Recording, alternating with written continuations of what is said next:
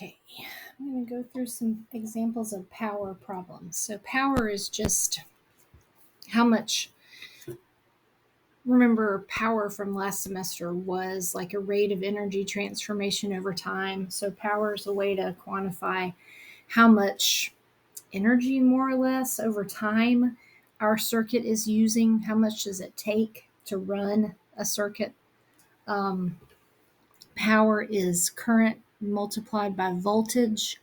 There's a couple of other forms of it here where they're just substituting in, like in this one, they're substituting in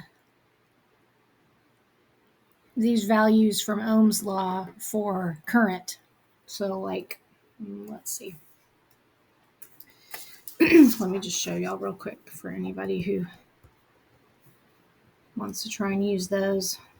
This is the simplest form of power, okay? But you could also have power just in terms of voltage and resistance. If we back over here on Ohm's law, if we solve for current, that's voltage divided by resistance. We substitute that in here. Power could also equal voltage over resistance.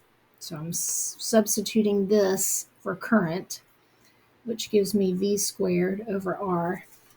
So that's one of these forms.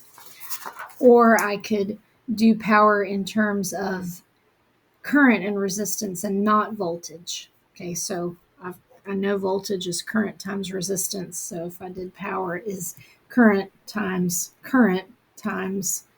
resistance, that gives me I squared times R. And that's this form. Okay, so these are all the same thing. They're just with different values substituted in using Ohm's law. Okay. So you could use any of these for power depending on how you're solving. You could use that one, you could use that one, you could use this one. This one's generally the most straightforward one to use. And usually the one, like when we do our series circuit problems, that's the one you'll use. Okay. Okay. So the first question asks, what's the power of the frying pan in number 4? So number 4 was the last one we did previously. We said that number 4, we had a current of 11 amps that was given to us. And then we had a voltage of 110. So we can just multiply those two together and use this, like I said, that simplest version. So 11 times 110 gives me 1210. And power is in units of watts, or W. Okay. So that's another one of our units that we have to remember. And all these are on your equation sheet. So it's at least helpful, to give you a memory jog. Okay. This one asks for current. It's giving us a power 75 watt light bulb connected to a 120 volt outlet. So this is one where, again, we're going to use the power equation. Let's make it into a triangle as well. Oh, I messed that up. Hang on. Let me try this again. P equals I times V. Okay, that's better. This version of the equation is nice to use because you can use the triangle method with it. So here we are looking for current. We're given power, which is 75 watts, and we're given voltage of 120. So we know we've got to divide power by voltage. So we've got current equals power divided by voltage, 75 divided by 120, and that gives me 0.625 amps. Okay. Okay, here's another one. Same setup. We're looking for current. We're given voltage. And we're given power. Okay, if you see W, that means power. That is watts. So this is where knowing at least knowing some of these units and symbols is going to help you out.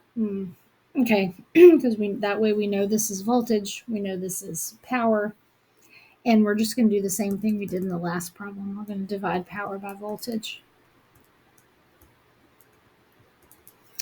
And that is going to give me 750 divided by 220, 3.4 amps. Space heaters have a high current, just FYI. That's why you should never leave them running unattended. Also, they use a lot of power, just again, FYI. Okay, and then the last question. We've got a 40-watt light bulb. We've got a 120 volt line, and we want to know the resistance. So there's a couple of ways we could do this one. Okay. We can use the power version that includes resistance, I think. Can we do that? Yeah, we could use this one. That one's going to be kind of a pain because there's voltage squared, but we'll try it. So power equals voltage squared divided by resistance. I'm given power is 40 watts. I'm given voltage is 120. I have to square that. I'm solving for resistance. So I could do I guess it's the kind of crisscross thing.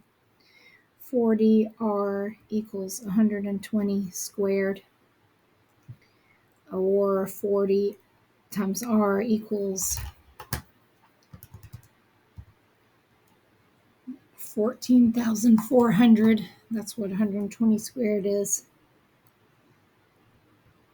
And then R is going to be 14,400 divided by 40. Gives me 360 ohms.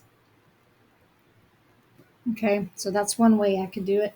The other way would be kind of a two-step problem. I can use power equals voltage times current and solve for current, and then use that in Ohm's law to get resistance. Okay. If I do it that way, then I've got my 40 watts equals current times 120. Current is going to be voltage divided by, power divided by voltage. Using this, current is power divided by voltage. So 40 divided by 120, 0.333 forever. Okay. Then I'm going to put that back over here and solve for resistance. That means I'm solving for resistance. I'm going to divide voltage by current. So voltage divided by current. Voltage is 120. I'm going to divide that by 0.3333333. Gives me 360. So I got the same answer both ways. It's just kind of a preference on which one you're more comfortable with. So, okay, so that was more Ohm's law and also power, how it connects to those. In the next video, I'll do some series circuit examples.